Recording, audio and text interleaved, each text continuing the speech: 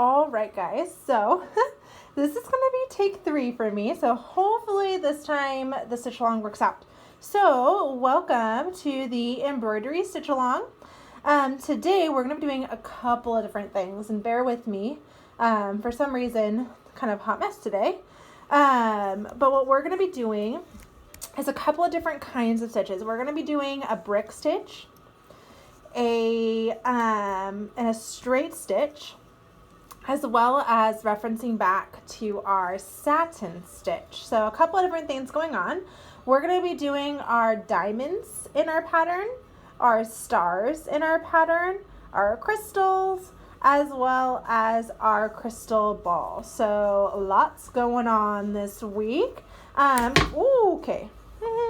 Kind of pushing to get a lot done this week.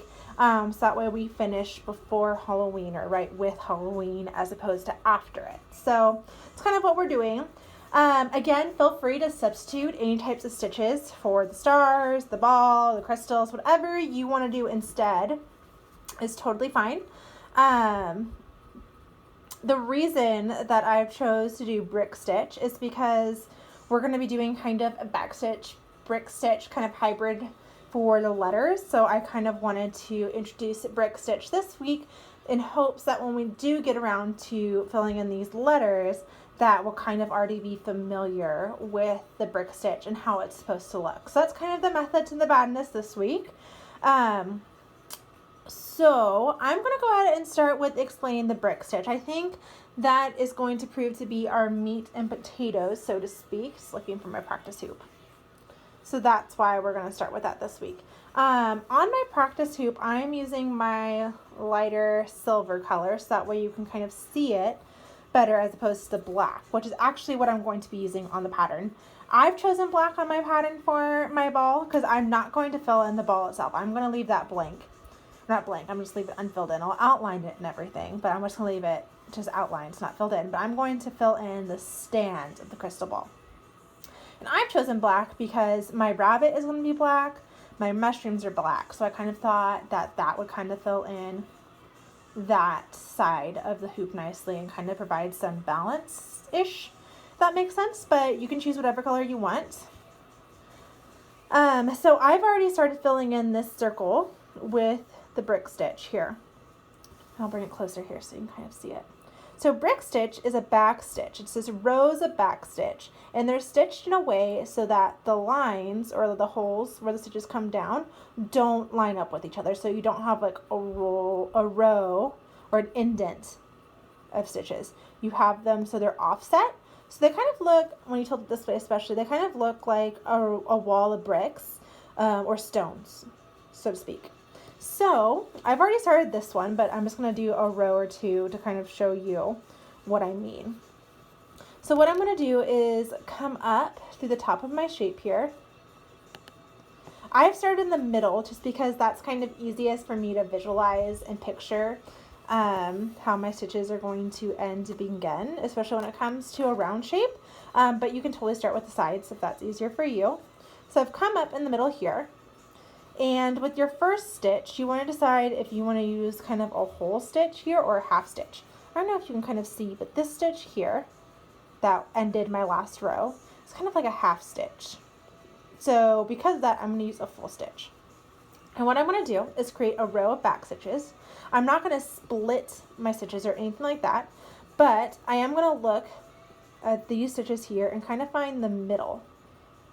That makes sense. I'm not going to go down through that stitch. I'm just going to come up next to it or go down next to it because I don't want any white to show through. But I'm going to line up this stitch right here with the middle. So that way it'll all be offset. Then I'm just going to do my normal back stitches. I'm going to come up through my fabric and then back down through that hole.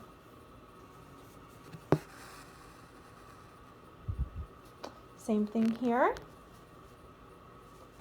See how it's kind of the middle? You get a needle so that way you can kind of see it better. A little pointer. So my needles come up to the side and in the middle kind of that stitch. It's not in the line with the same hole here. It's offset. pull it through, and then go back down where that last hole was. Let's see if I can find it. I apologize. There it is. Boom. Down through the last hole. Just like a back stitch. Again, these are just rows of back stitch. That is all. All that they are. So the trick for this is to keep your stitch size uniform when you're stitching and to offset the rows. Now when it comes to starting the stitches and ending them, you may need to end with a half stitch. And what I mean by half stitch is half the size of the stitches that you're using. Kind of like when you see a brick wall. So when you see a brick wall and they're all offset from each other like this, right? They're not like directly stacked on each other, they're offset. Visualize that brick wall. At the end, sometimes there's like a little baby brick. Or like if you've ever laid wood floor, same thing. You don't want your seams to all match up. You want them to be offset. And when you end or start a row, sometimes you use like a little baby piece of wooden floor, or like a quarter of like the floor plank. So that way your stitches are offset. So you can kind of see that here. I'm going to do a little baby stitch. So yes, I guess it's the word I should have been using this whole time, is do not line up your seams. Hopefully if anyone's a do-it-yourselfer around the house, that has given you your mental aha moment when it comes to our brick stitch.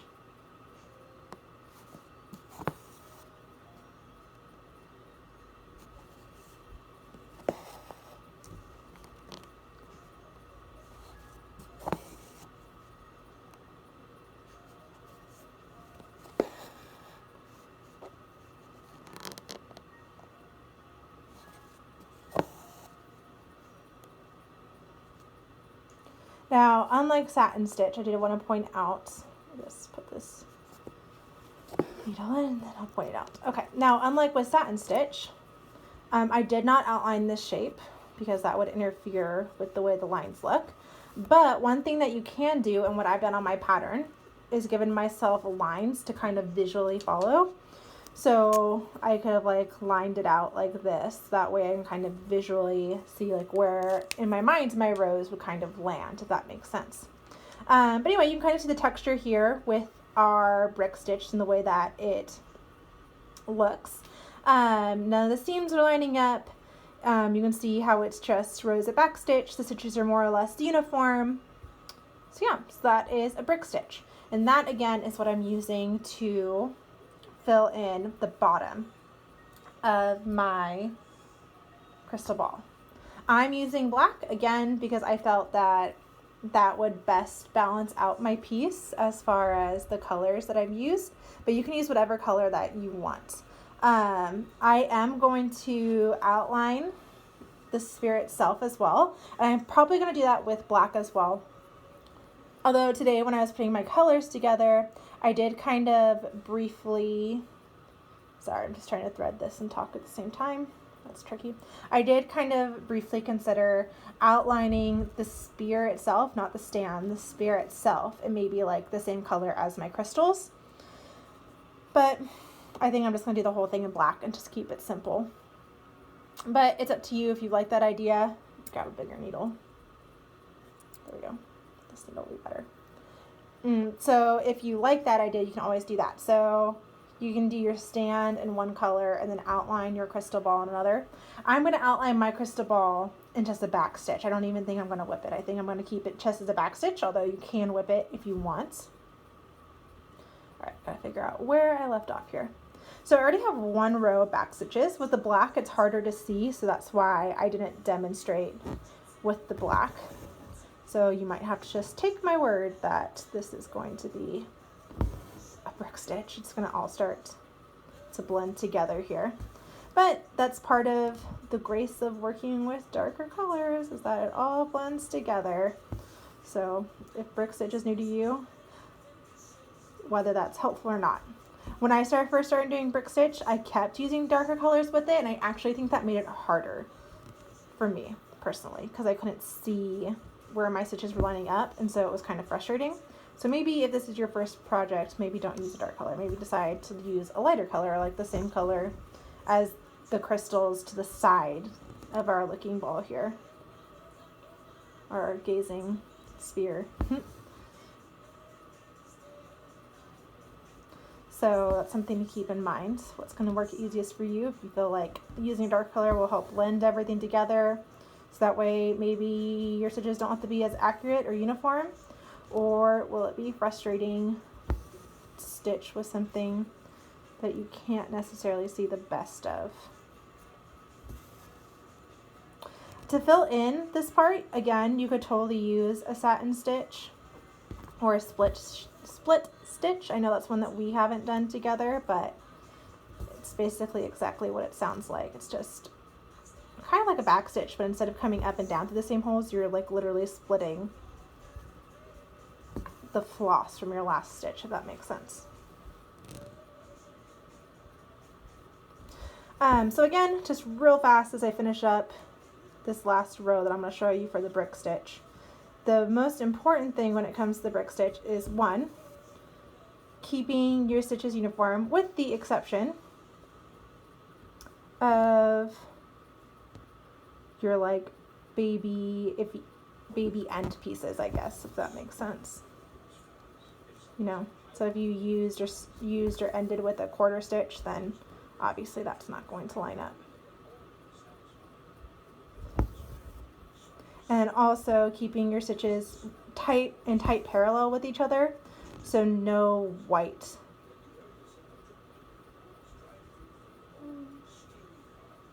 There it goes. So no white shows through as they lay side to side with each other.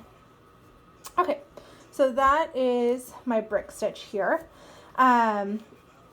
Again, I drew lines. You can also, my lines are going vertical, but your lines can go horizontal if that works better for you. For my crystals, let's talk about what I used that. So I kind of have two different sets of going here. When I first drew out my pattern, I kind of thought they would look more like this, just kind of outlined in the color. But as I stitched it, I kind of liked the idea of filling them in. So I think I'm going to fill in mine. So what I did is I did what's called a straight stitch to kind of outline them. So they didn't quite back stitch it. Each line, let me get my needle again. So each of these lines would be one stitch for me. So I would go from point A to point B in one giant stitch. Point A to point B, point A to point B, point A to point B. The same thing for my triangles. Using the same hole at the top, point A to point B, point A at the top to point B, point A to point B, A, B, which is kind of what I've done here. Come up through this hole, down to this hole. Up through this hole, down to this hole. Up, down, and then up, down, up, down, up, down. Kind of like a back stitch, I guess, for those a little bit. Outlining it. And then to fill it in, I've done kind of like a straight stitch, satin stitch. So each one of these is just one long stitch. 1, 2, 3, you know, all the way across. Then I took a lighter color, my silver, and I put that over it. So I already filled in the purple. Then I came up through this hole here and brought my floss all the way down to this one here. Hope that makes sense. So it's one long stitch, kind of to give it that structure and dimension a little bit. So my crystals are going to be two different colors. They're going to look like this. I think each of these lines is going to be done in this lighter color. So even my triangles here at top, I'll probably do light, light, light, light. So it'll almost look like they're outlined in that lighter color, but my lighter color is actually on top. The reason I didn't outline it, I guess, in the lighter color and then fill it in is because I didn't want to lose my light color, if that makes sense. So I thought my light color wouldn't kind of disappear into the dark color if I just laid it on top of it. Especially since I wasn't necessarily doing a satin stitch, I guess, with it, or a back stitch or something. I don't know, it made sense to me at the time. You can try it a different way though. But anyways, I just want to lay that light color on top.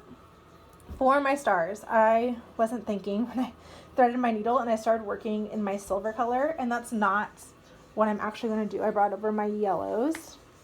I'm going to use yellow for all my stars, and diamonds. So these are my 2 yellows that I'm thinking about using.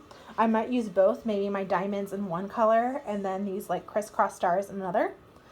Both of these shapes are done using a straight stitch though. And I know I just kind of talked about that with my crystals, but let me show you what I mean by straight stitch. So a straight stitch is kind of what I started demonstrating here. It's just one of these stitches going up, creating a line, and going down. Up, down, straight stitch.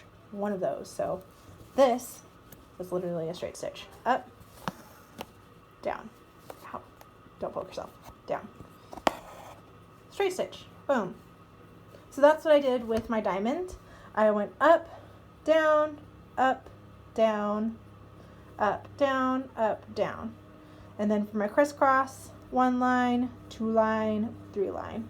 Just literally crisscrossing over each line to create that crisscross star with a straight stitch. That's pretty simple. I'm going to undo these and not do them in the silver though. They will be done in a yellow. And then you can't really see them, but up in the crystal ball there are also diamonds, and I'm going to use yellow for those diamonds as well. So I'll use one of these yellows for the diamonds and one of these yellows for my stars, and that's how I'll do that. The 2 yellows that I'm thinking about using are DMC 783, DMC 3855. I don't have them, bobbins yet. I've used the black is at 310 black. The 2 purples I've used, my silvery color is 03. Hopefully you can see these.